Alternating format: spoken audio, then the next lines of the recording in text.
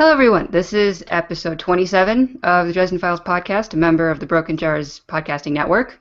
And we're going to be discussing Jim's recent Q&A at MalCon and then get into some ethical discussions about a few specific-ish things of ethics in the Dresdenverse. But first, we have a new guest named Jonah. So, Jonah, please tell us your favorite character and your favorite 3 books. Favorite 3 books. Okay. Hi everyone, I'm Jonah. Favorite character is Harry. I think that's kind of a given. Favorite 3 books. I have to say my first is probably Deadbeat. And then I'm a fan of Full Moon, as weird as that might be. You're what?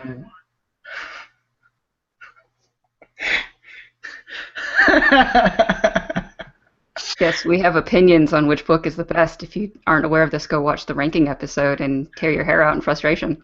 Oh, believe me, I watched it and I did. I'm bald in one spot in the back of my head. I'm glad we can inspire such intense emotion in our fans. And then probably the 3rd book is probably Cold Days. I'd have to say. So. Yeah, Cold Days is really good.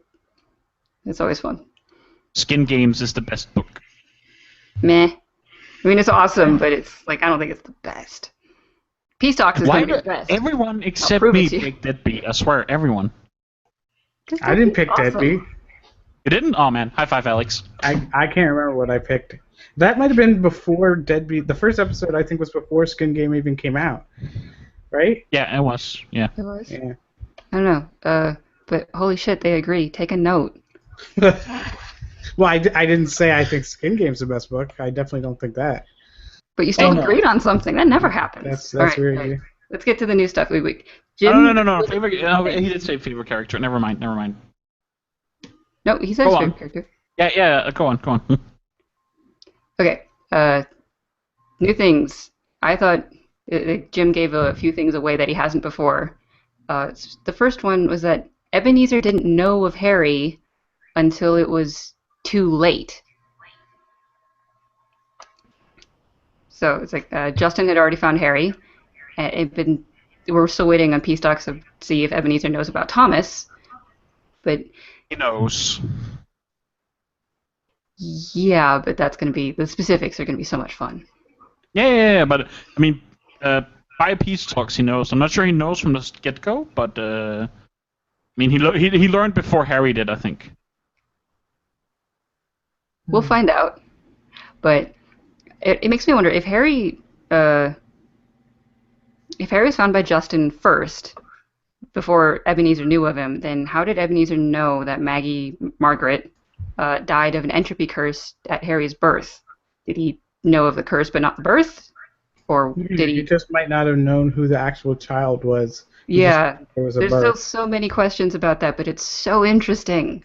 Or he might not have even realized that she gave birth, just that she died, and through her That's death. probably what I think is most likely.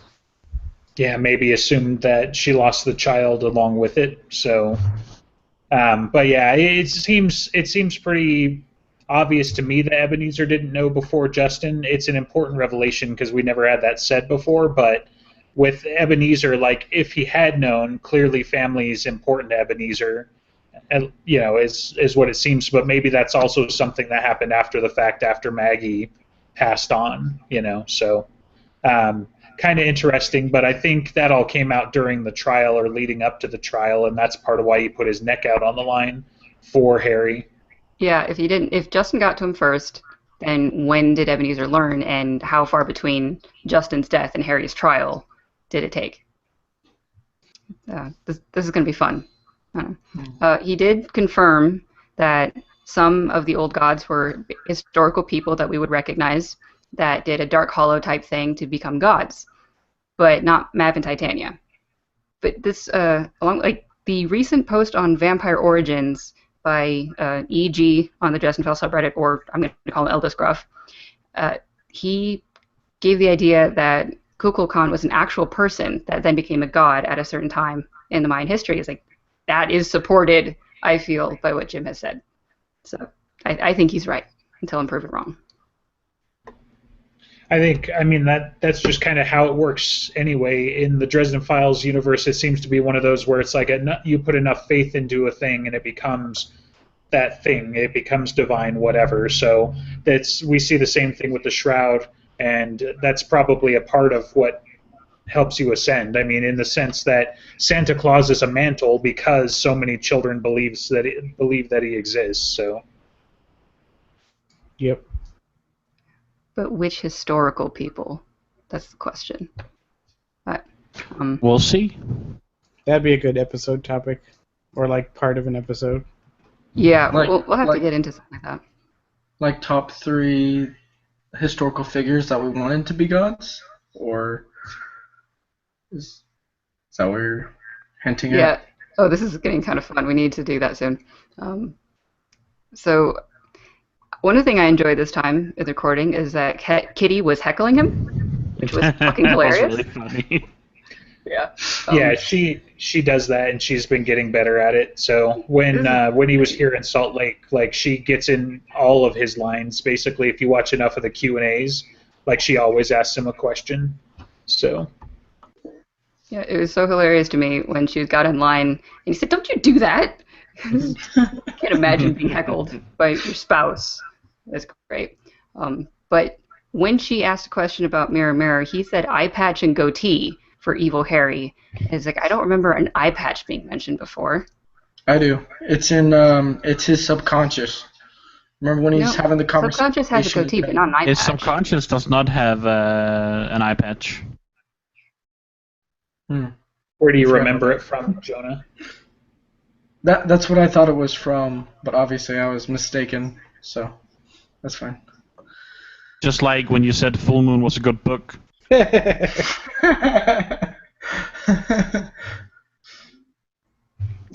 Yeah, it's like, I don't remember eye patch before, and I wonder if in like Mirror Mirrorverse that Harry got his eye ripped out by Shagnasty or something else. Like, did the Shagnasty thing even happen still?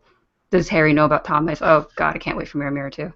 The confusing thing about Mirror Mirror, though, is that Jim didn't specify when Harry, or our Harry, gets into the alternate universe. So we don't know where in the timeline he lands. I'm not sure if our Harry's getting it. How is it? He's getting pulled in by that Harry. The alternate Harry pulls in our Harry because he's like he needs him to get out of trouble or something. Like It better be you through me, a I goddamn run. mirror. Like if it's called Mirror Mirror and it's not through a mirror, I'm gonna be very disappointed.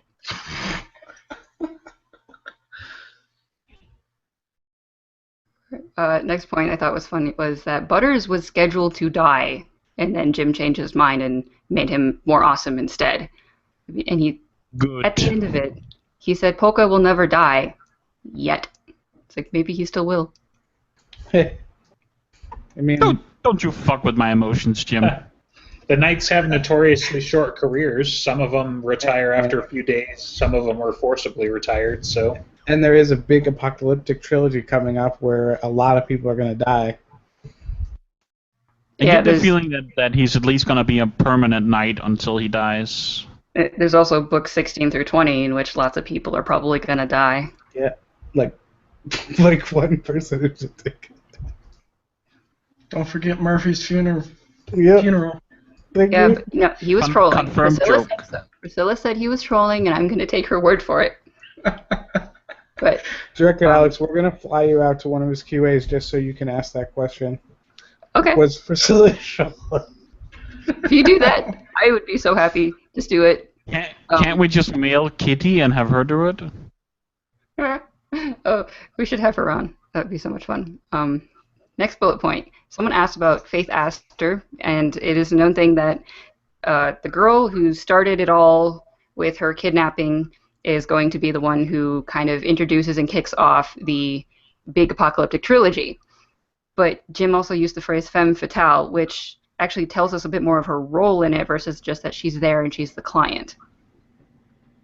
I think I mean- femme fatale in this case, though, is because it's a noir. Like that's Yeah, I was about to say that. Because if you think that Molly gives him the heebie-jeebies, imagine the 8 or 11-year-old that he saved 20 years ago being like, God, you were still in diapers when that happened. How are you coming on to me I now? know. And he's going to feel so old. I can't wait. I wonder if he's gonna have a scene where he's checking for gray hairs. Oh, that's great. Will he be like almost 50? Yeah, I mean, he'll be in his late 40s. I think some of the speculation is that he's in his mid-40s right now anyway, right? But no, he's about 39 to 40. Is that all it is? Yeah. Okay. The last couple of books have also accelerated the time frame, though, because it used to be that it was at 8 months to a year, roughly. Some are like a year and a half, it seems, and then the last few have been like 4 months and 6 months, and so he's having 2 books in Harry's year now. Yeah, is what it kind seems of. like. But the time difference between Cold Days and Skin Game was like 14 months. But the difference between Skin Game and Peace Talks is only going to be 3 months. So like, he's playing with it, but he's still kind of trying to stay to the same average. But she's going to be Stick in her to the mid to late formula, man. 20s. Yeah. And when he was talking about dystopian things, he was talking about Hunger Games a little bit, and then kind of said that he's leaning towards that with Maggie and Mouse. Like, that story is going to be a bunch of monsters making a Hunger Games sort of situation. Maybe more in the sense that it's going to be like a full contact Hogwarts where kids are going to be offing kids and stuff like that. I don't know. So it'll be Justin's just looking for interesting. blood. But isn't it still supposed to be a children's story, right? Young adult. Young adult. I was It about to depends say, on I thought it how. was young adult. Yeah, how young? Because that puts you in the 16 to. It's like teenagers, right? somewhat, right? Yeah, but she's only going to be in the new grade or mid-grade type of age range, and that's the biggest predictor as to which genre you're supposed to go in. So we'll find out. Fair enough. She'll be like what, like in the books? Are we guessing like 12, 13?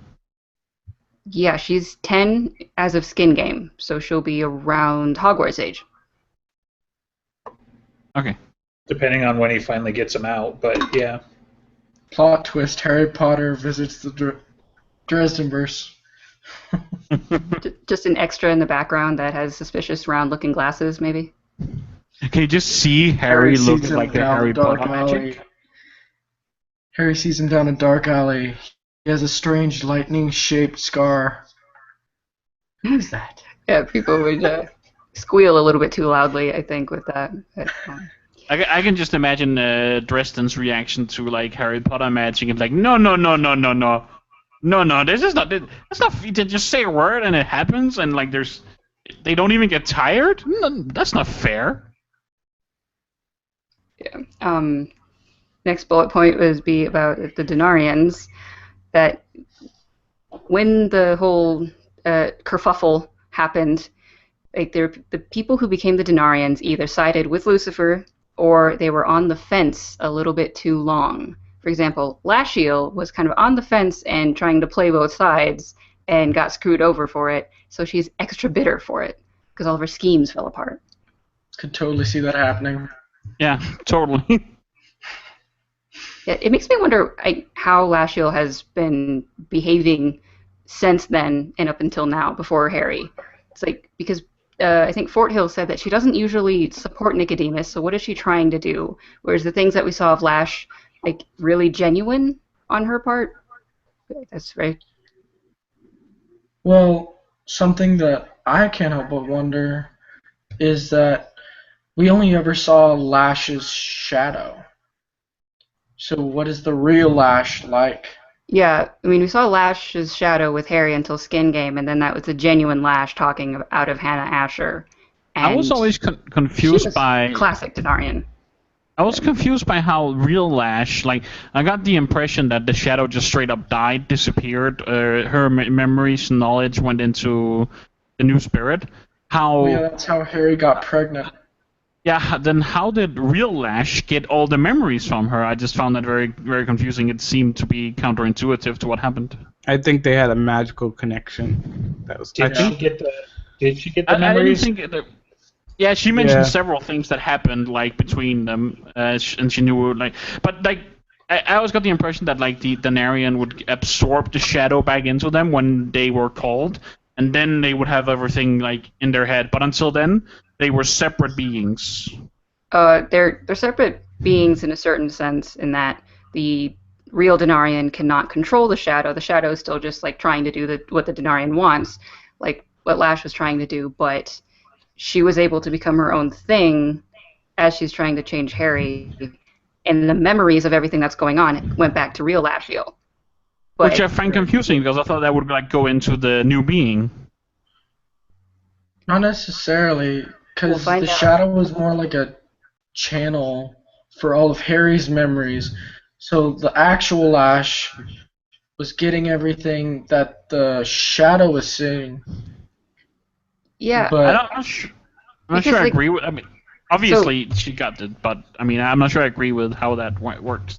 so like, this is actually an interesting point as I think about it. There's a hole here. So if the Lash is giving all of the information to Lashiel, then what happens when Lash died, but then the new being of Bonnie came into being, was enough of like Lashiel killed off in Lash that like, the thing actually stopped happening, or does Lashiel have a connection to Harry still? Yeah, we don't even know if Lash is dead, right? She could still be living in Harry's brain, I think Lash is dead. but we I don't think hear Lash about is it. Bonnie. Harry seemed pretty sure that Lash is dead, and He also seemed I don't know. He I also mean, seemed pretty sure that he was dead. Is that what you're going to say? No, I thought he also seemed pretty sure that Lasiel's coin was secure, right? And then it's like, oh, there's Lasiel. But we're talking about inside your own damn mind, like Yeah. he and still Harry has to have spent so much time conversations. thinking of his own We mind. only use 20% of our brains, yo. I'm Yeah, gonna but smack except you. that's That's bullshit. a anyway. fucking urban myth, yo. Right. No, it's not urban. It's like there is a certain percentage of our brains that we don't have access to, right? Yeah, okay. Tell me which 20% that you only use. I'll cut out everything else. Okay. what It's an urban everything myth. else? What everything else? Rest I'll of cut his out brain. all 80% of his brain that he doesn't use, which I do know he doesn't use it. So, it'll be perfectly fine. Shots fired. All right, next topic. Someone asked about Billy and Jenny Sells, which is something I was wondering, and I wanted to ask when we actually got to interview them. It's like, are they ever going to come back? They're the kids from the Victor Shadow Man all the way in the first book. If Faith Astor is coming back, will they? And he seemed very surprised by it, but he was saying, oh, that has to happen now. He definitely has to work that in. Yeah, it seems like he forgot about them, and they're like, oh, yeah, oh, that'd be cool. Yeah, sure, we'll do that. But I wonder if he actually had something planned for them to come back, but he forgot about it then because he seemed like, oh, yeah, that's really good. And Well, he like, said something about having it in his notes somewhere. I don't know how accurate that I is. think he Yeah. said he had them in the notes. I think he kind of got an idea on the spot and was like, oh, that's really good. I'm going to have to do that now. well, I've always been wondering, like, if Victor Cells had the ability for magic, do they as well? Are they going to come back as wizards or maybe baby wardens? I don't know. I mean, it can pass through the father, but usually it's through the mother, right? Like, that's way more likely. That would Uh, be Magic. trippy if they. That would We be need trippy more- if they came after him as wardens, and he's just looking at him like, "Haven't I seen you before somewhere?" Yeah. And But yeah, he, I mean, he was go on. asked about TV rights, and he says that they're out with a company, but he also says that he has them. So I think what he meant is that a major company is considering buying them right now, but he can't say who. And he also pointed out by name Priscilla, so it's like, yeah, in a few years maybe she'll do it, and she'll do it right because she cares about the Dresden Files. As long as it's not, as long as it doesn't have Nicolas Cage as the executive producer. Yeah, I don't that think would- Nicolas Cage was the one who like fucked it up. You're think right. he might be He just part of stole it. the idea for Sorcerer's Apprentice. Yeah. I mean, Wait. What do you I mean he said he? What do you mean he pointed to Priscilla? He just pointed out that Priscilla has a film degree, and like maybe she could do it in a few years. Right. He mentioned that she's been working on her film career, so. Like, Jim has specifically said that what you said with Nicolas Cage. Jim has specifically said the person who fucked it up was a runner from Charmed, like a TV show runner. Just came in and fucked up everything. Yeah, but Nicolas Cage did basically steal the idea. But let's move on. Someone asked about Harry's soul. He thought and it was a soul good idea. gazing. Like, oh my. But will we ever see Harry's soul in the soul gaze? And he just answered, like, how can you see your own soul? You can only judge it by the things that you surround yourself with. It's like, does that mean we're never going to see it? Because it's one of the big things that's been hanging over our heads for 15 books. There's a couple of ways we could see it. I think he's just pulling one of those, I'm not going to tell you, but with the extra push for misdirection. I think of it, so I don't think we're ever going to see Harry's specifically, but if there is 2 ways to do it, it's either going to be through Karen somehow because Karen will actually tell him, or it's going to happen in Mirror Mirror. And that's what I really think is going to happen, is that he's going to actually soul gaze his evil self, and then they're going to like share notes and jab at each other based off of it and that sort of thing. So that seems likely. Snarky comments to Harry's. And right. they fight over whether they go to McDonald's or Burger King and drink Coke or Pepsi. Right. Oh no! You're They evil, both like knock Burger that King. off. They both like Burger King. Right. And the final note that I thought was really interesting is that when he was writing Changes, it genuinely had 3 possible endings. It was either Mab, the Dark Hollow, or Lashiel, and he didn't know until he wrote it, which I find interesting because I'm a writer. Yeah, I don't fully buy that one though, because he didn't seem to have fully thought out the whole Denarian angle until it was asked in an AMA, and so. Did he, or is he lying by misdirection? Exactly. That's kind of my thing. Like, if you think about it, between the Dark Hollow and the Denarian and Mab was the least evil of the options. And Which is what he said in Changes. Right. And so ultimately, that's why I think Mab was always going to be the answer, and I find it hard to believe, even from his own mouth, that, you know, it could have gone one of 3 ways, because... So, okay, Harry, you do the Dark Hollow and you kill Chicago so that you can get I mean, power that's to like save the option that world. was never going to happen. And then you're going to take Lashiel so that you can get rid of your free will after you finally got free of her shadow after 3 years. Like, Well, he technically already did that, right? What makes Lashiel any worse than Mab? he knows that Lashiel was going to win. That's why he resisted the shadow for so long. Is that he knew but I'm that saying eventually... Mab has already won. Like at least with Lashiel, he could have given up the coin. Yeah, but with Mab, he completely has free will. She needles him from the outside, but not from inside of his mind, tempting him with power. And like, there's a huge difference. The ability but to he has- give up the coin only works if he gives up his magic. Otherwise, the shadow is still there. Exactly. No, I'm talking about if he actually accepted the coin, like accepted Lashiel's power, became a But- full Denarian. Like in Proven Guilty, Michael says that the way to kill the connection is to give up his power, and he said, "Fuck that." So Right. that I he do can still have think the that shadow. Lashiel was a valid option. Like, the Denarians still have free will, except unless they have been, like, mind subjugated, which I think Harry is too stubborn for. But I'm just saying, Strong-willed. at least in the case of Mab, right? How does Harry get out of that deal if he feels he has to? He doesn't. Right. Yeah, he does. It's just there's historical precedence, and it's going Stop to it. happen. We're gonna have to discuss it. But I'm once we saying- actually do. Okay, barring that possible rare circumstance, there's no protocol or mechanism of getting out of that deal with Mab, right? There's no, at least beforehand, there's no known way of getting There's out of it. no known time of the shadow of a Denarian dying either. Just because you don't know of it doesn't mean it But he hasn't could happened. have given up And his there's- magic to get out of the deal. There was a way out. And He there's could- no he point could in recorded given up his history that he power had after saving his daughter. Wait, what, Justin? There's no recorded time in history where anybody wielded 2 of the swords at one time either, but he's carrying both of the swords. Harry does a lot of shit for the first time. That's part of what makes Harry Harry. So And I'm I just think saying. Harry would have become the Winter Knight in another book if he hadn't done it then. I just don't know how he would have done the whole dead and coming back to life thing if he did the Dark Hollow or Lashiel. What annoys me most he about wouldn't have the died. Yeah. Well, he technically wasn't dead. Technically. He would have died because Jim had too much fun writing that scene. Well, yeah, but I mean, it's obvious. he became the Winter Knight. So dying was to get out of the Winter Knight. If he had been the Dark Hollow, he would have been a creature on Mab's power level. He wouldn't have faked his death. Or if he did, it wouldn't have been Kincaid shooting him. I think it still would have been Kincaid because it's just too perfect. But like, how did he come back? Or if it was last year, Because how does he it's come fake. back?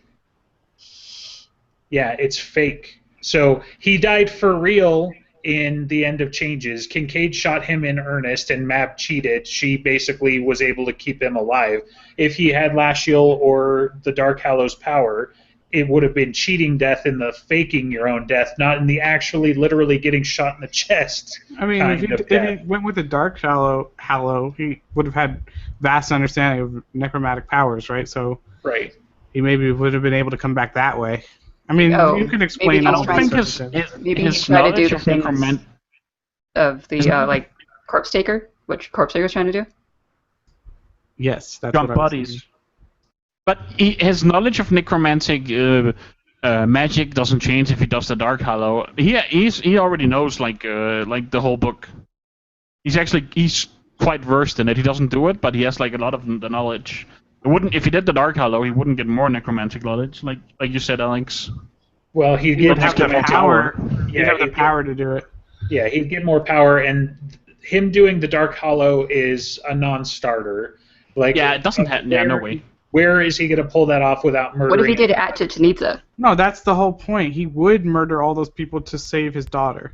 He says that, but that's He wouldn't. Dresden Not also innocent uses people. hyperbole all the time. I don't know. So I think like in you order to say, get- Alex, he might do it at Chichen Itza. Yeah, because then he'd still have the whole you are what you eat, and like I just ate a bunch of monsters, now I have them inside me, and he still has the like temptation of the Winter Mantle and Lashiel that way. This is exactly what Jim wants. Torturing us, Yep. making us think of alternate realities. You know what annoys me the most is that I play poker and Hearthstone and Magic, like where a lot of it's like about value, getting the most value out of your card. And it annoys me that he owed Mab 3 favors, had 2 down, and then took the deal. That's just not good value. He was so close to being out. That annoys me the most about him taking the Winter Knight. All right, shall we move on to our actual discussion topics for this episode? On to the first of the ethical discussions. Nicodemus is a good guy.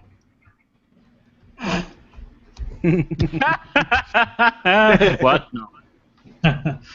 he's a saint. He's going to be a saint.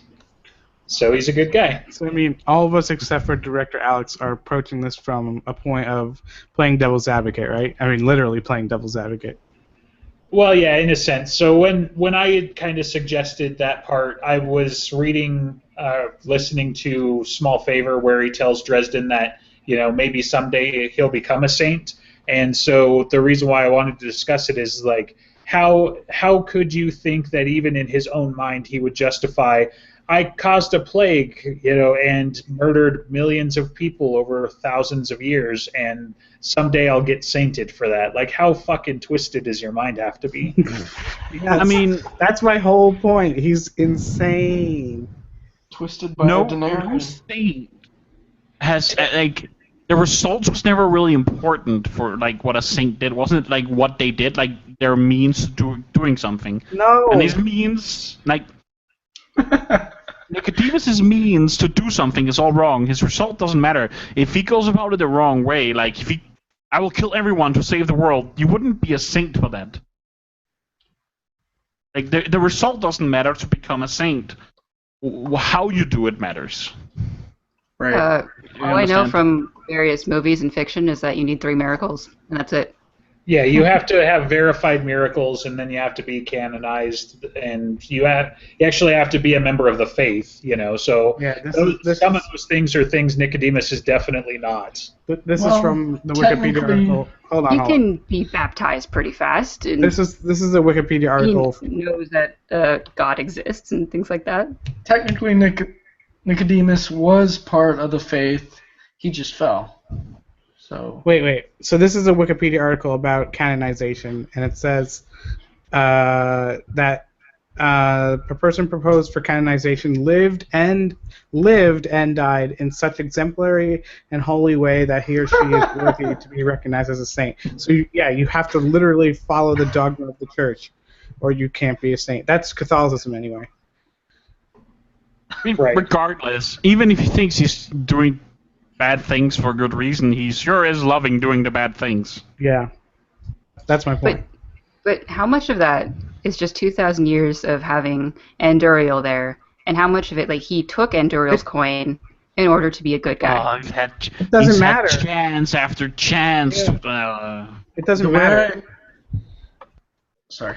I think the point in Nicodemus's mind is that the ends justifies the means, and he's got 2,000 years of going down the wrong path. But as long as the outcome is what he wanted, then it was worth it. Right. He's the ultimate example of that. There is no end that justifies the killing your daughter. No. I don't know how She they was said willing. it back don't in your care. days, but I'm pretty sure I'd bet anything that her first words were "daddy." Such a great fucking line.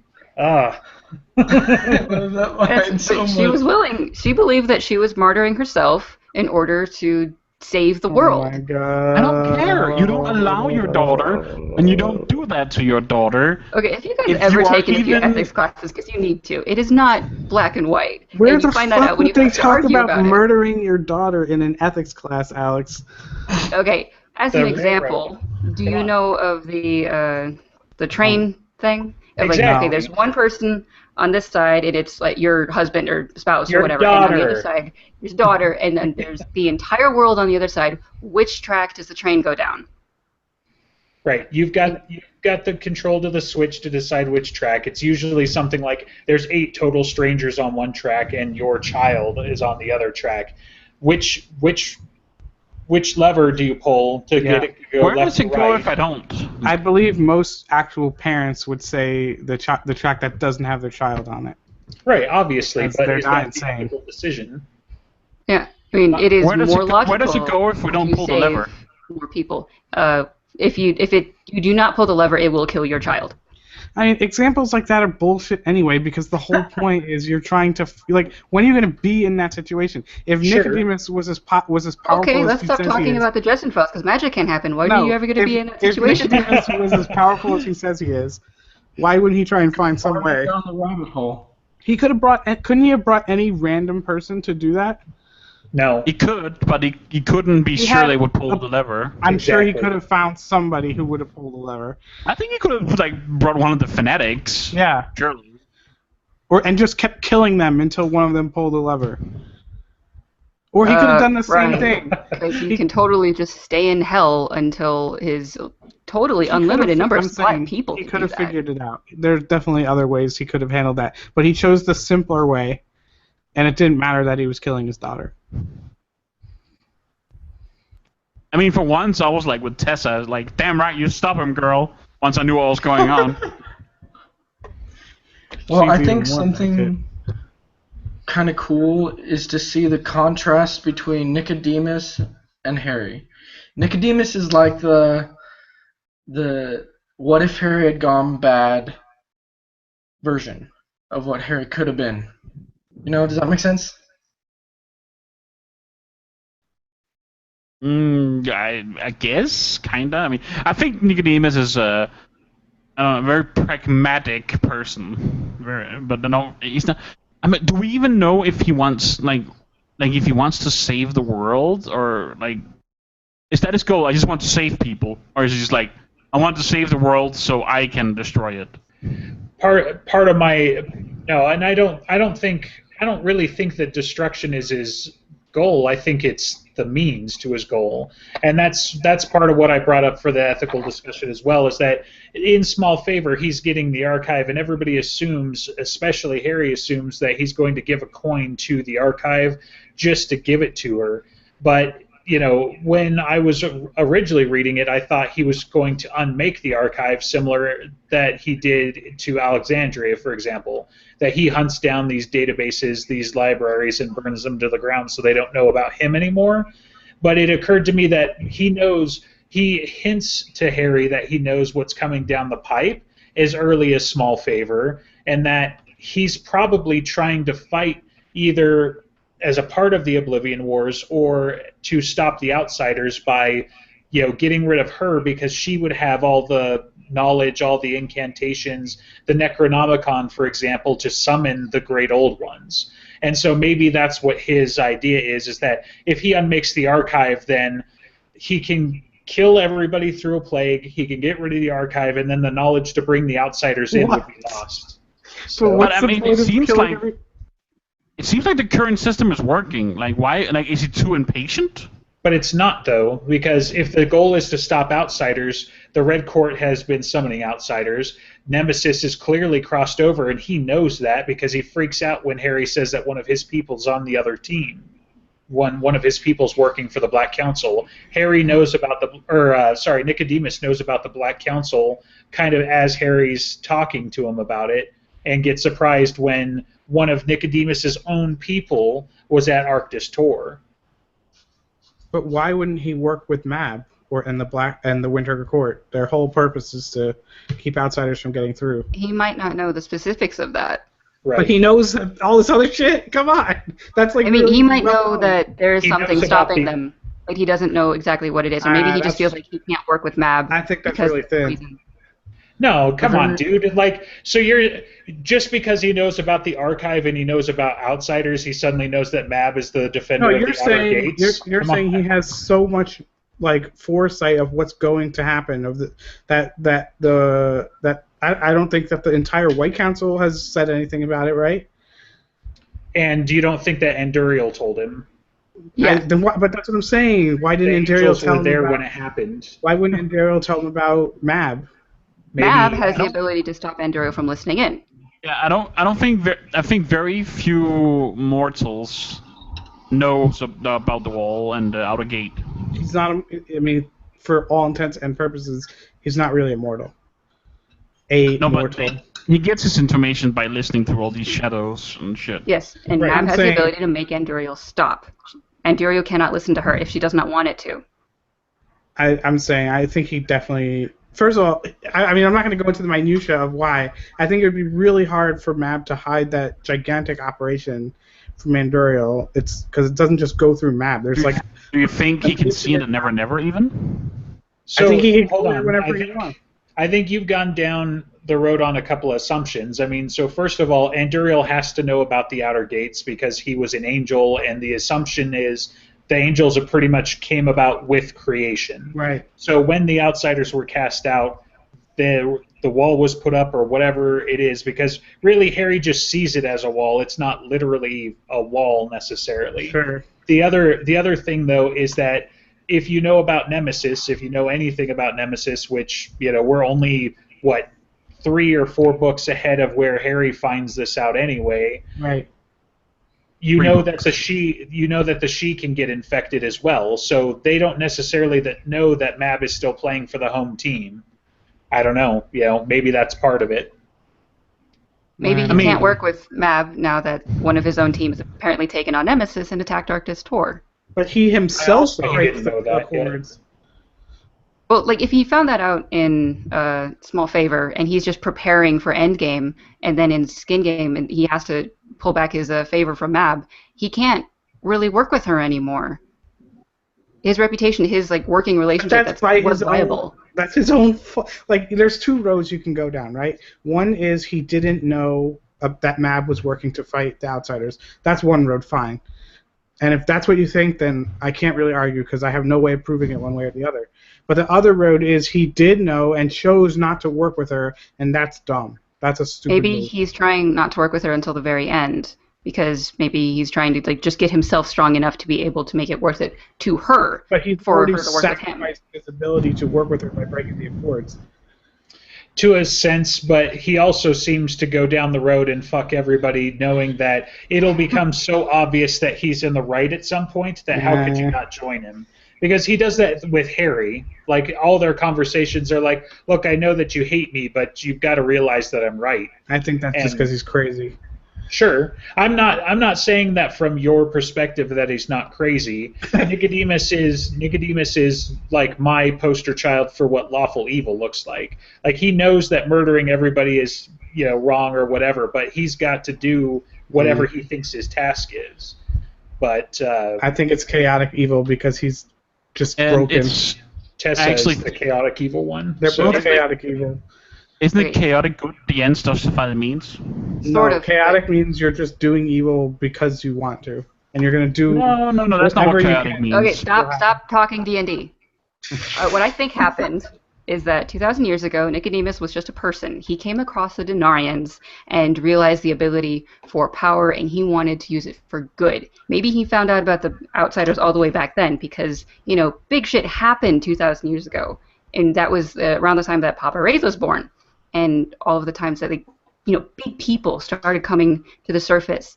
And the way he gains power as a Denarian is through bad things. So for him to be strong enough for when the outsiders are going to come attack is by doing all of the bad things that make him strong enough to do it. So the ends justify the means, literally, for him. I think so. I think the ends justifies the means for him. And I think he thinks he's in the right, but I also think he's batshit insane. But it's like you said, Andreas, right? He's a great foil then for Harry because Harry chooses to go about it in the most exact and least harmful way possible. And the fact that Nicodemus didn't choose to do that is why he's a bad guy. Am I crazy here? I mean, I don't think Harry always does the right thing. Is that what? I mean, that's he what- tries. He tries more than Nicodemus does. That's my point.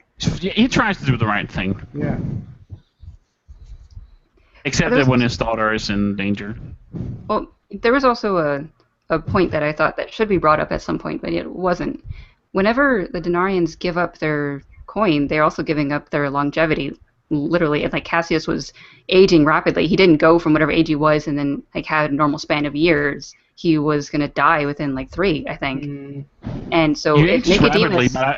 but he's like hundreds of years old, so he would live yeah. more. But he would have had a longer lifetime than any normal person, yes. But they don't get to, adjust to being human and then die. They go from being super powerful and then dead. We don't Asking know them that- to give up the coin We is don't know asking them that- to suicide. We don't know that for sure. Go ahead. I think Nicodemus is different from the other Denarians because he has the Judas rope around his neck, and that keeps him from being injured, and I'm going to assume age. So would That's an even without assumption, his though. We don't coin- actually know if it stops age. I think it just lets him be unaltered. I just thought it prevents him from being killed by anything other than the rope. He could still age. He could be 500 years old and have the body of a 500-year-old, but he wouldn't die. I don't know, because aging is dying. So, that would be an interesting point. Maybe he will give up the coin and still be a viable power person. I'm going to say I think it's possible, and maybe this sounds crazy, and you guys will probably disagree with me. I think it's possible the church might have some answer to that. Some kind of ritual or spell or something that might be able to restore Denarians who give up their coin. And they haven't done that. Why? Okay. Because the person has to choose to give the coin They're up. evil sons of bitches. Yeah, the church, son of a bitches, man, they're evil. Possible. Think about it. That doesn't sound right to me, just in what I know of Christian doctrine, because the idea of, not killing someone is, you don't want to mess with God's plan, partly, and you don't want to take someone else's life because that's wrong. So if they're messing with God's plan by being a Denarian and they give it up, now you just have to go with it. You don't get to repeat it anymore. The Fallen are already messing with the plan by taking people and making them Yeah, Denarians. so now they just have to go with it if they're going to give it up and be a good guy. The Fallen walk a very fine line. the The chance- people choose to do it. The whole point of the Knights is to give them a chance to redeem themselves. Because Lucifer, just like in the end of Ghost Story, right? Doesn't, what's his name? The Archangel. Uriel? Uriel. Doesn't he basically say he's interfering to give Harry a chance because the dark side cheated? Right, Yes. he's balancing the scales. Yeah. So that would be balancing the scales. Yes. So no, there is not a way that the church can stop it. Why not? Because it's balancing the scales. What's balancing the scales are You still are balanced. denarian. Now you get to die in 3 years. That's not balancing the scales. Yes, it is. No, They it's not. used free will to make a bad fucking decision. No, they used their free will was usurped by the fallen. No, it wasn't. That's something you could argue. Right. So that's kind of my thing with Nick is that even Nick maintains like, oh well, we're a symbiotic relationship, but that's like saying it's a consensual relationship between a 30-year-old and a 14-year-old. There's no way that an angel, a dark fallen angel, didn't warp Nick in some freaking way. Correct. Like, I don't buy that for a second. So. Well, and ignorance is not an excuse in regards to making a decision. I mean, in the end. Go ahead. Sorry, go ahead. No. You go ahead. In the end, what? I don't know. It just seems like maybe they didn't know the extent of what they were getting into at the very beginning, but once they picked up the coin, they knew, and so they didn't really have an excuse, I guess. That's what I'm trying to say.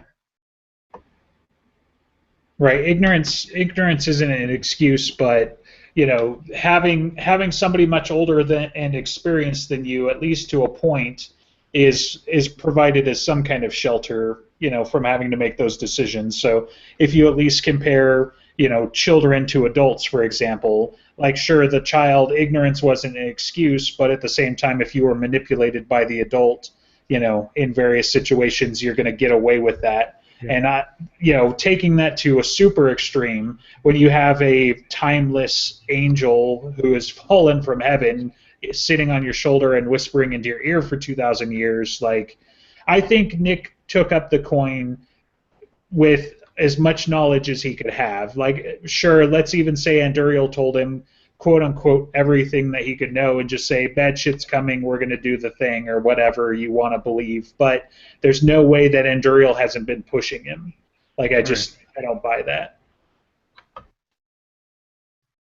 We'll find out how much, though. Because we'll have to, hopefully, that will be covered in Book 20 when they come back. And we'll find out more of what his reasonings, and we'll find out why he thinks he should be a saint. Shall we move on? Sure. Yeah, sure. Let's go on. All right. My next thing was I don't know how long this will take us, but I want to discuss Susan's decision to keep Maggie from Harry, because so many people think that bitch. Yeah. That felt good. Well, I'm just gonna recuse myself from this conversation. oh, now No, please join in, Alex. Do you agree with Andreas? Move on to the next part. I will. Do you agree with me, recuse Alex? no, No, we're no, gonna you're start part of this doing- podcast, Alex. Fucking goddamn it! What? This is like. Did you do this on purpose? Because I wasn't being active in the last couple of episodes. I am not doing this to punish you. I think It this is sounds a like valid you are. discussion. You had a These are problem like- with it. You could have told me beforehand. These are like all the topics that I'm gonna get pissed off at or disagree with you. Like You're when so I first rigid read it, in your view of ethics. when I first read it, I agreed with you. It was really, I thought it was really dumb, and I still think it's dumb. But she is the mother of the child, and I think she And She he's gets the father of the child. yeah, but he didn't give birth to the child. He has the right. I mean, she has the right to make the decision. You fucking what? She has the right to make the decision. This is Not his without Harry. stance on abortion coming out. Yes, 100%. Right, but carrying over into a living and breathing child, which I'm pretty sure nobody on the planet and no legal system on the planet sides with you on that one.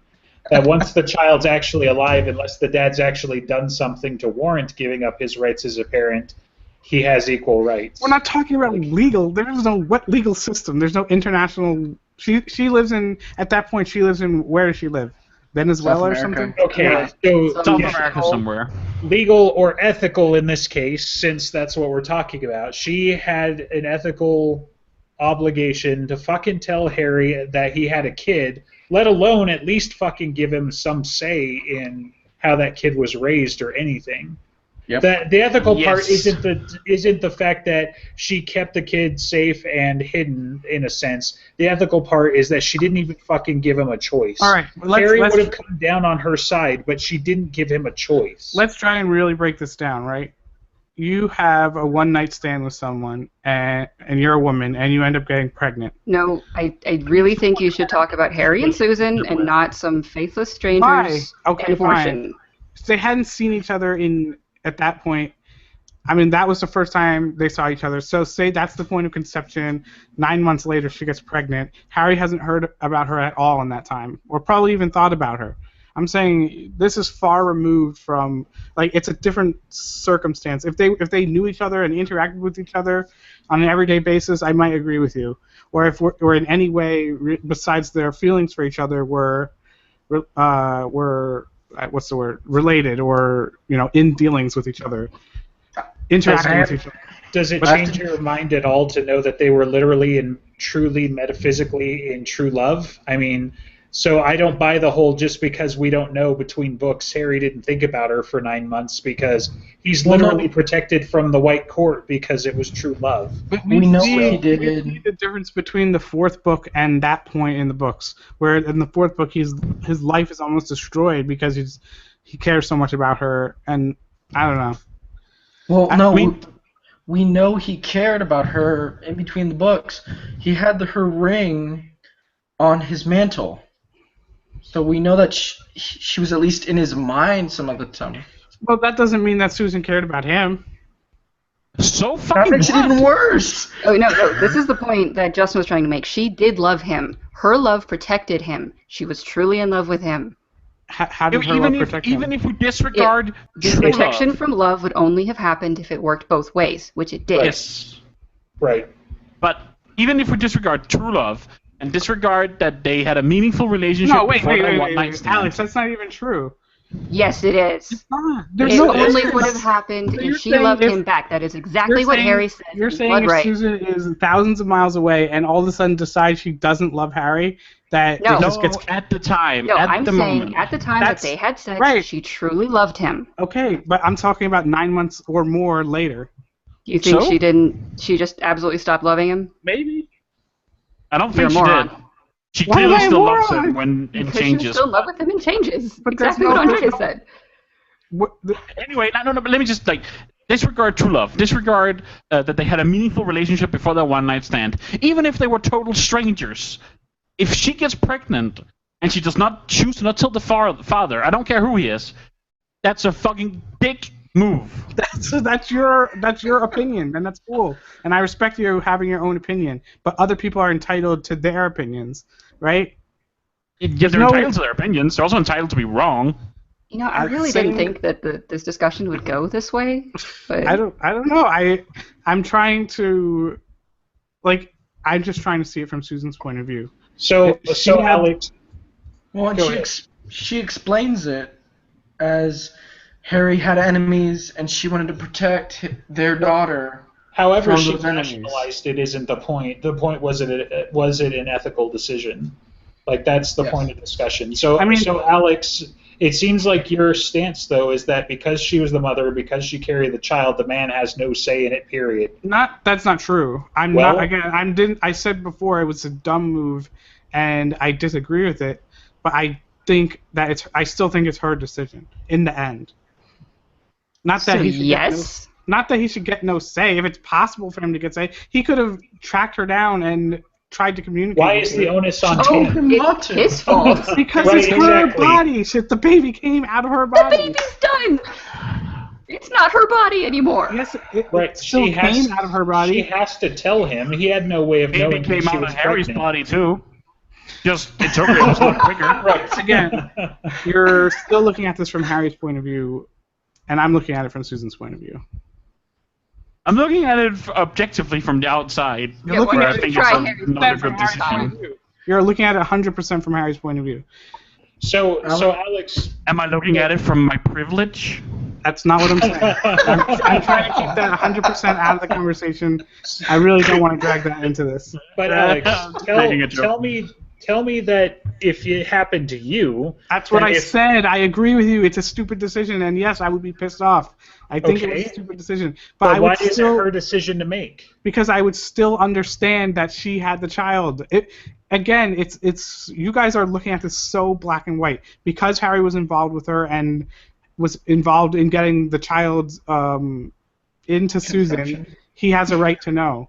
But there's like they were thousands of miles away from each other. Susan not was just a constantly right, it's a under responsibility. Susan was constantly under threat of attack, right? Okay. Yes. And she had to make a decision in the moment whether or not to tell Harry. No, she didn't. Why not? She had fucking 8 years to make that decision. I'm saying she made it every day for 8 years. I'm saying in the moment of finding out that she was pregnant, she had to make a decision and make a whatever. plan. It's not just the moment. It's every Right. 9 months after, every So- 8 years after. Right. She had 6 months to know since she found out she was pregnant until the kid was born. and then I'm she had 8 years saying in the until she found out. moment being, this is the plan I'm going to make. This is what I'm going to do for the next 9 years. You never revisit your plans. Hey, Right. this is my life plan. Oh shit, that She didn't work out. We decided don't go that back was and how like- she was best going to keep the child safe. Okay. It's I'm just gonna like lay out Harry. It's my just like opinions. Harry keeps. Okay, go ahead, Alex. I'm going to lay out my opinions on this, and That sounds don't interrupt me. Okay. She had to make that decision the entire time she was pregnant, the entire time that she knew of Maggie and Harry didn't. But I still think it was the only decision that she could have made, even though it was wrong. Because as proof, I suppose, would be like in Turncoat, the book that's immediately before Changes, Harry is dealing with mental magic, and it is by pure chance that his snarkiness protected him against Peabody's malevolent ink. And that risk, that kind of proves her point that Harry is in a very dangerous life. And if he had known, maybe he could have extracted himself from it, but he couldn't have known until the very end. And it was still wrong of her to do it, but I think that is the only decision that she could have been comfortable with in any way, shape, or form, and she still hated herself for doing it. Do we even know that Susan had interaction with Maggie? Is that I don't remember honestly. Yes. Yeah. She went to visit her daughter. The How chance often? she never gave Harry. How often? Often enough to not know that she was specified. missing, but not often enough to She know could have when been she was notified by missing. the. She could have been notified by the family. Right, The family girl was killed and wound dead. up dead. I'm saying there's still some other way she could have been notified besides going there. But she couldn't have possibly told Harry in 8 years because she had to make that decision right then. Again, I'm looking at this point from Susan's point of view. I'm saying It is doesn't- it possible that she never visited Maggie? No. It's not No. possible No. because when she found out that Martin was working for the Red Court, sort of, she said, "Oh, you could have made contact anytime you wanted to. Anytime I went to visit Maggie." Okay, that's what I was asking for. I didn't remember. Right. I have a So question. the other thing though is that I'm not saying that the decision to give the kid up for adoption or whatever was the bad one. I'm saying that her decision not to include Harry, Get it? Harry I would understand have that. Harry would have completely been on her side, and she should have known that.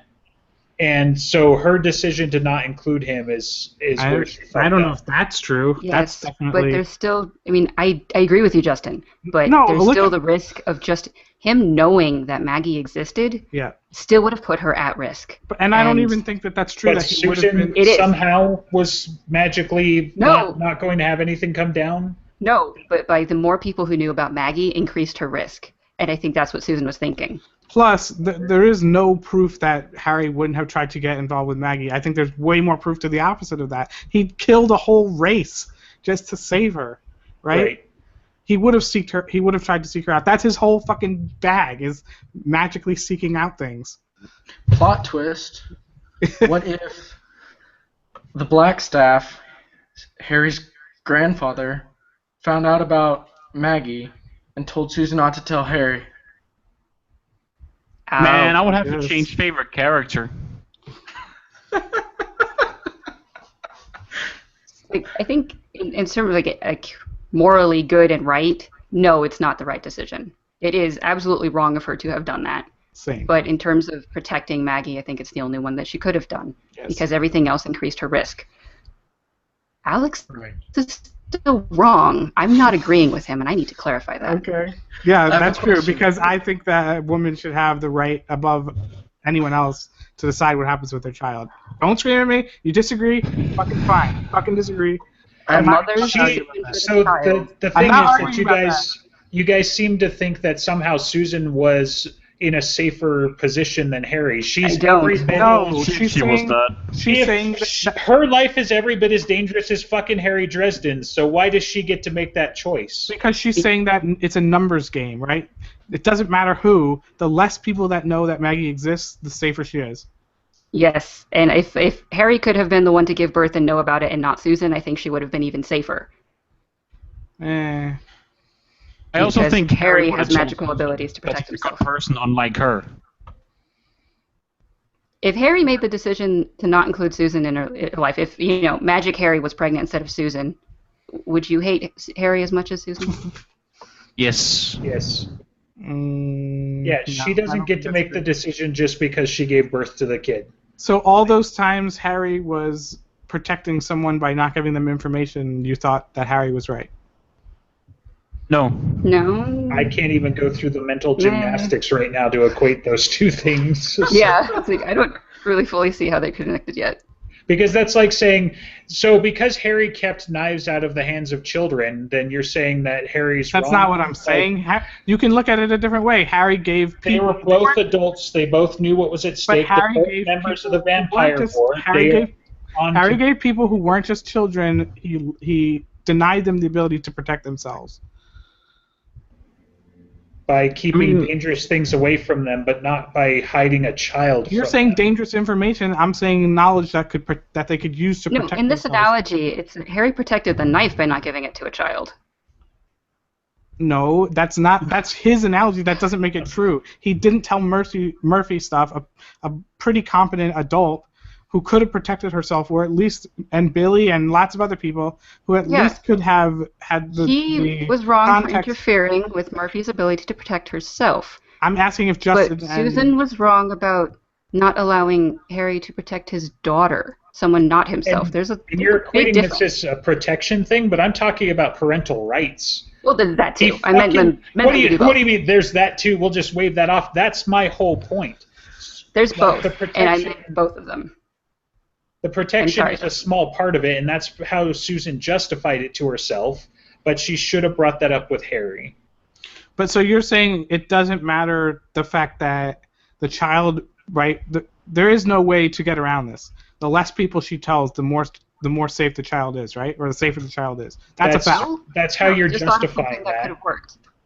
Well, if We Alex, can't that's what really you're know if saying. that's true or not, but I mean, hold to on. be fair, she wasn't safe because she fucking got kidnapped. So obviously the ends doesn't justify the means because she wasn't safe anyway. I don't know. That's something. That's a proven fact because that's what Changes was But all she about. didn't. I mean, she didn't get kidnapped for what? 8 years? Oh, okay. Yeah. So now we've got degrees of making that decision where it's okay. Susan made just that saying. decision because she was safe. Okay. So you disagree But if that. Harry had done that, what if she was safe for 20 years? Okay, so you disagree with the happens? premise that you disagree 100% with the premise that if telling less people makes Maggie more safe. I don't think that justifies the decision. That's not what I'm asking. Well, then it doesn't matter because It it does doesn't matter. justify the decision. Of course, it just No, it's not about you're whether it comparing justifies apples and oranges. It's not about whether it justifies Does she get to it. make the right because she was the mother, or does she get to make the choice because she was the mother, or does she get to make the choice because it was the safer decision? These are different things. You're just twisting the argument No, so there that was Susan's some- in the right. There was somewhere I was going with it, but now I can't remember. Okay. okay, Susan was the only one who got to make the decision because she was the only one who's there to be able to make the decision. Not that No. it was her It parental wasn't right her- to do it. It wasn't her right to make the decision. No, again, that's It right. wasn't, argument. but she No, was the that's- only one there to make it. It's because one directly links to the other. If you agree 100% that that telling people it makes Maggie less safe, then you can't tell people, and that's it. I believe that Susan thought that, but that doesn't make it the right decision. But It's not about right decision. It's a mathematical formula It's that says ethics. if you tell anyone, We're talking don't ethics apply. right now, We're, Alex. we're talking ethics. Okay, so then not so then you have to cut that mathematics. part of the conversation out. You're saying forget that for now, right? It doesn't what? really enter into the equation on whether it was right to tell Harry And or I'm not. in my disagreeing mind. with that. Okay. Because it logically does. If she could tell Harry, then you can have the ethical discussion. But if she couldn't, because it made her daughter more safe, and if you agree with that premise, then there She is no. could absolutely have told Harry. I think she. you have to I think answer her what- daughter. You have to answer yes or no. Do you agree it would have kept her more safe? Thinking about it, actually, no, I don't think it would have made her more safe. Okay, then you disagree with that. I mean, I can see where it's coming from and where she was thinking, but I think that telling Harry, only Harry, and him being able to help protect her, not that she had to live there, that he could go visit her on the same premises that Susan did, and help protect her magically. I think that would have been safer.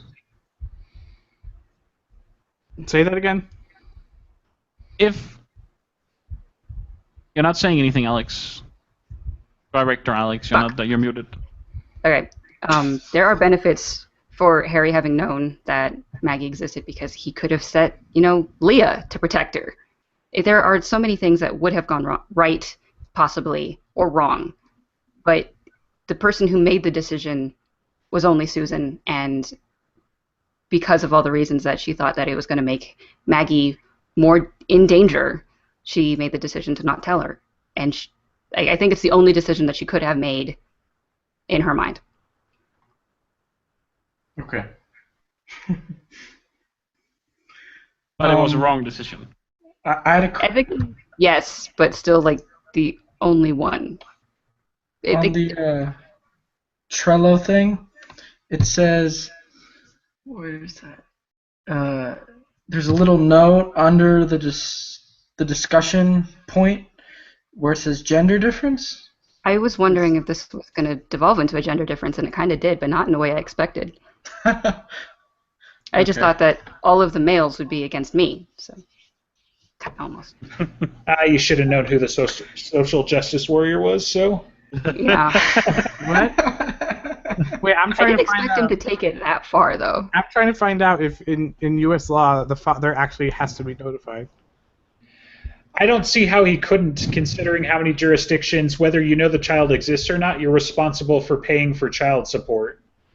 Yeah, and if you are responsible for child support, you mean- know the child is there. You only have to. No. You only have to.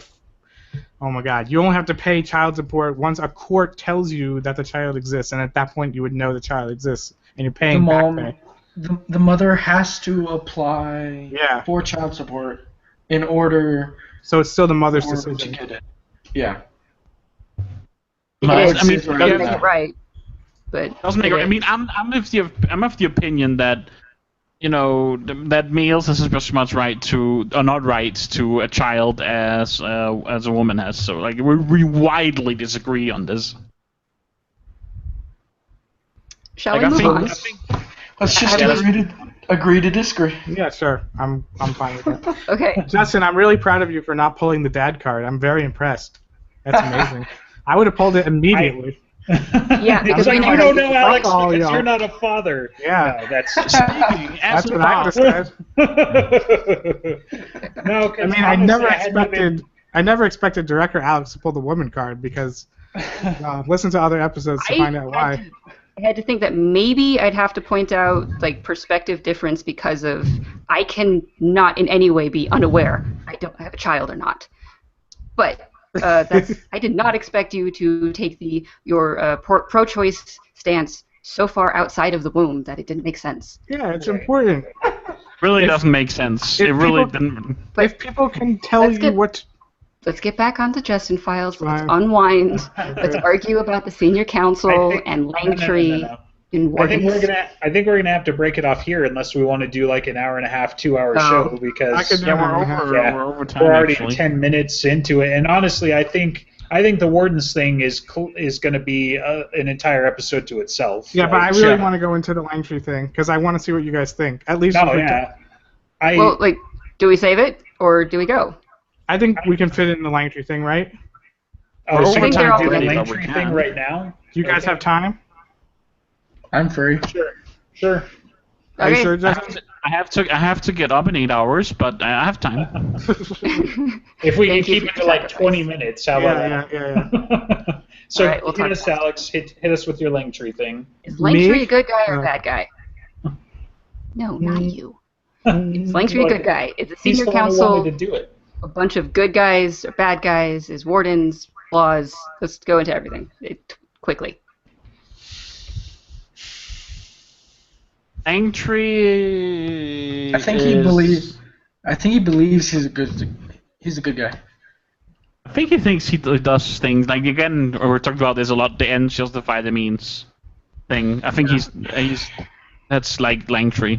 as See, well. but the difference between Langtree and someone like Nicodemus is Langtree has gone through the steps to try, or at least I assume, him or wardens, or Merlins before him have tried to go through the steps to figure out a better plan than the one they have, and there isn't one. There is no better plan than killing a dark wizard before they become so powerful that they can really do bad stuff. Right?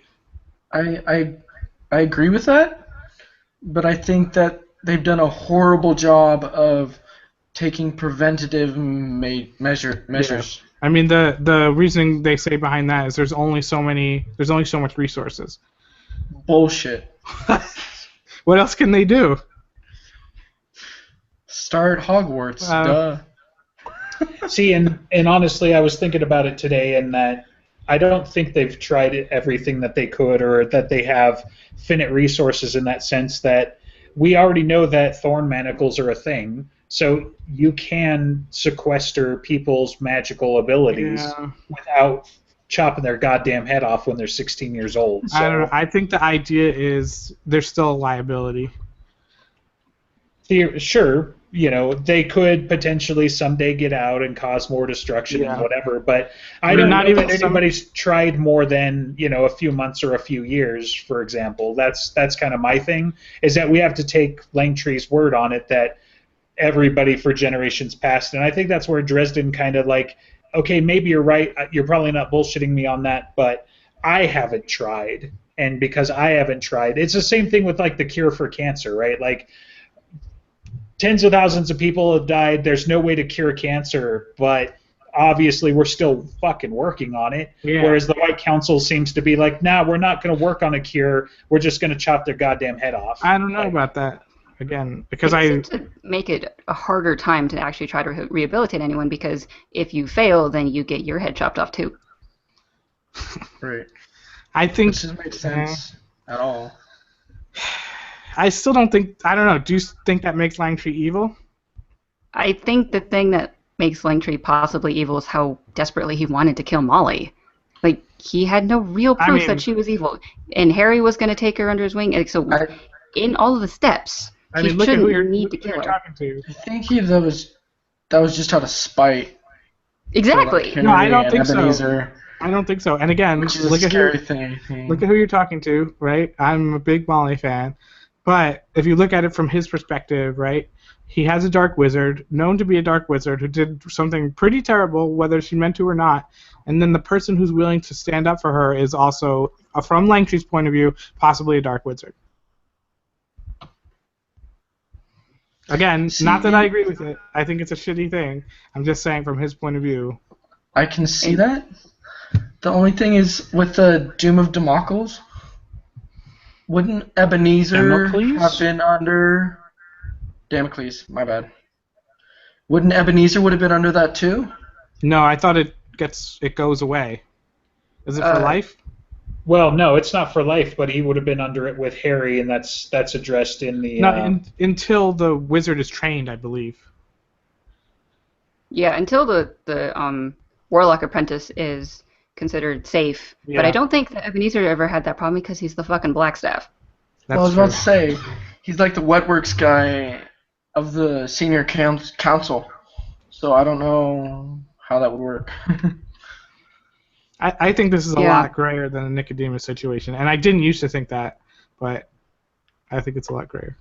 Well, like Langtree is also like kind of responsible for the senior council as a whole, and the senior council as the White Council, and especially the wardens. But like, I wonder if they went evil, if anyone on the senior council started dabbling into black magic, would anyone ever notice? Because the way that people seem to treat them is beyond question. Like Or they would just they be the senior allowed to council said notice? so. Yeah. I So, think they would definitely. I mean, we see in Turncoat that they do definitely notice. Like, they know Right. someone in the senior council is either, or someone with that level of access has to be the traitor. I'm pretty sure that's a line. and I'm yet they paraphrasing. still haven't been able Yeah. to find him. Well, They because- did find him. It's one of the first couple of chapters, actually, that part of the reason why nobody's gone snooping too much to the senior council is because Harry literally says, just started this morning, sorry, but Harry you're literally right. says that if you finger the wrong guy, or Yeah. regardless, it could start a civil war, But- because you're not just talking about their power as a wizard at that point, you're talking about their political power Yeah. as well. But So- that's a different discussion, I think. Well, Not yeah, here. but we're talking about if they're beyond reproach or not, and it's not so much that they're just assumed that to be like Listens to Win could never be the bad guy. It's more that you better be really fucking sure before you take it to them. That's like accusing somebody on the the Supreme Court of being corrupt or something like that. Like, who's going to try that case? Yeah. They'll get shot. Yeah, I mean, they're not good guys, but are they evil? Are they dark? And I don't know if they'd ever be able to, like, actually get caught. And think then there's, go I ahead. think they hide behind rules, and I think that they can always go running back to them and say, "Oh, look, I'm following the rules technically, so you can't do anything." Which means Harry's guilty of that too. But Yeah. Well, so I mean, you're saying that they're not good guys, but think about it though. We've got Ebenezer, good guy. We got the Gatekeeper, he's a good guy. We've got Liberty and Listens to Win, still good guys. That's like 4 of the 7, right? Isn't there just the 7? So we got Yeah. Langtree's an asshole, but we're not convinced he's evil. We've got Lafortier, at least originally. I forget the dude who replaces him because he's been in one book, but Christos. so Christos probably actually evil. Is like if evil, I have, if I peg anybody for the Black Council, it's Straight gonna up. be yeah, obviously Lafortier wasn't because he got iced, but also at least an asshole. And I think Ancient Mai is like Bitch? she's not necessarily the asshole bitch range, but she's definitely like the letter of the law. Like for her, it's not personal. But Whereas Justin, Langtree allows it to be personal. don't you remember that Agent Mai is actually a dragon? That I take personal. So Yeah. The Ancient I'm Mai, done. I'm out of here. Ancient Mai doesn't seem to take it personally to her that like someone might be evil, but the way she reacts in Turncoat, like it seems personal to her that someone questioned the White Council. How dare they? And that's when her Yeah. bad character comes out. To the point, I really enjoyed that Ebenezer just smacked her down and just stop. Same thing Oh, with yeah. Listens to Wind. love that scene. But all of these discussion about rules, like it brings back to like why did the original Merlin who made the laws, why did he make them those laws? And why didn't he try to expand it outwards? Is it just what Lucio said? Is Lucio actually right that like that does stop enough of the badness that they're able Yeah. to do it? Again, like I think it's kind of like a what's it called? Not a moral imperative. A compromise? No, it's like the most exact and logical place you can get to. You're preventing the worst of it while not overreaching. Yeah. And, well, and really, that. what else is left with those 7 laws? Like, the reason why there isn't Well- 8 is because we can think of anything else that No, no, should no. get you beheaded. I mean, Maggie kind of does think, Maggie being Margaret Le Fay, does think of some other stuff, but it becomes too not personal. Emotional. Or people are too. It's, I guess, personal, emotional, yes, but I think personal is the better adjective. Like people have become too tied down to more than just a logical equation. It's subjective. Yeah, it's too subjective. Thank you. Now you're bringing up subjectivity. Yes. What? Okay, but That's the whole point. That was my whole point. That this is the most objectively. That's what not moral imperative. Something. It's what's that guy? Immanuel Kant. I'm gonna look it up. Immanuel Kant? Kant. Kant. See, this is why we can't play in other people's networks, Andreas. Seriously. Yeah, look at how much fun we would miss out on, though. I'm gonna well, look. like, at the very you think of what you're thinking about. I'm going to say what I'm going to. Lucio says Categorical imperative. That's what it was. Okay. Categorical imperative. Okay, but Lucio says that if they expanded outwards and tried to like make everything good, then America wouldn't exist because that means that they would have had to stop the revolution. And I think she's wrong about that. I don't think they would have been required to do that. They just need to like keep things a little bit more stable than Not they are. necessarily stop the. They Whoa, whoa, stop whoa, the whoa! revolution. Not Damn colonials. not the revolution, but stop the genocide of the Native Americans. Okay, but it's like I don't know. She was equating things not fully in the right way. What do you mean? She's not looking at the big picture. She's looking at the more personal side of it. Yeah, I mean, okay, stopping the genocide, does that really make that sure that America doesn't exist? Probably. I don't know, because if they stopped the people dying, but then there's still like the reservations, perhaps. What? You know, I think people throw the apocalypse card around and they say, if you do XYZ, then America wouldn't exist, when it's like, no, just America as you know it wouldn't exist. I don't yeah, know. it would just been a little bit different, and it's possible to interfere without making everything worse. It's hard to not make everything worse, but it's possible. But I think that it's just too fine a line. That you end up getting into morally, like who makes a decision to stop Hitler, and like she said, or stop Italy, and then that means that some of the Italy? wardens have to fight against their home country. In I World War think you II. just have to be a good dancer. But that's the whole Dance point. across that line. Wizards are still people, and they can't do that. People can't do that. So instead of allowing for that kind of action, you limit it to only actions that are impartial to country and race and other stuff like that. I think that's part of the modern take, right? You know, because you definitely see some of that, and why I'm so interested in Langtree and McCoy's background, for example, with the whole French Indian War, is that you see the wizards are an international community, and if you do let it devolve into mortal politics of a sense, or the secular politics, like, you know, that's going to be bad for the White Council.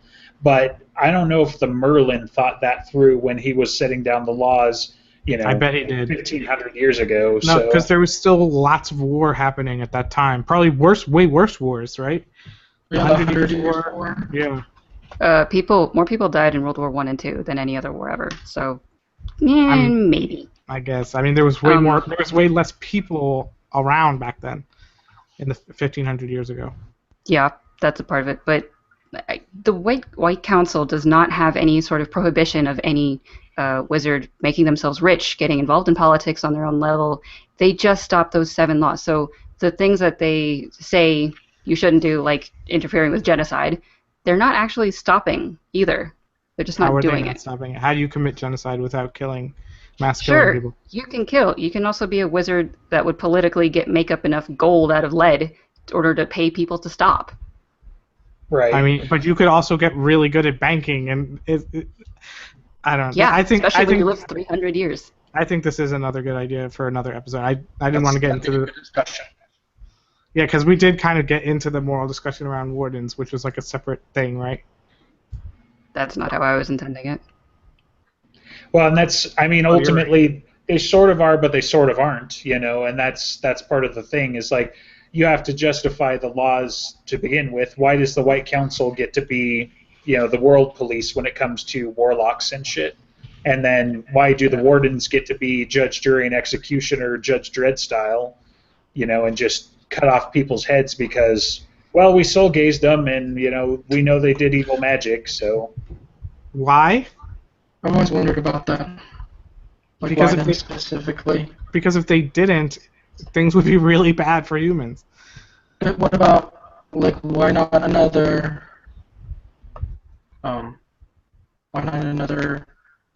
organization or council? Well, not just that, but why is it anybody's job in general? Like, was there... I mean, so unless you want to argue that the Inquisition and the witch hunts were a literal thing, like, that they were literally hunting down hundreds and hundreds of witches, and every single time they were, actually warlocks or whatever, did it ever become such a bad problem that we needed a several thousand member strong wizarding community to enforce and hunt down these 16-year-old warlocks? Like, I think that's part of the thing. Probably. And I mean, see, theoretically, but... I guess they don't really talk that much about it in the books. Right. And, since Harry's really the Merlin in reverse aging, we'll probably find out about book 25 or something. So. Yeah. Shall we close this up? Well, as one last question about the wardens. If the term warden came from Demon Reach and original Merlin, how did the wardens in the White Council get their shtick? I think we'll find out. But yeah. We hope so. What? If what?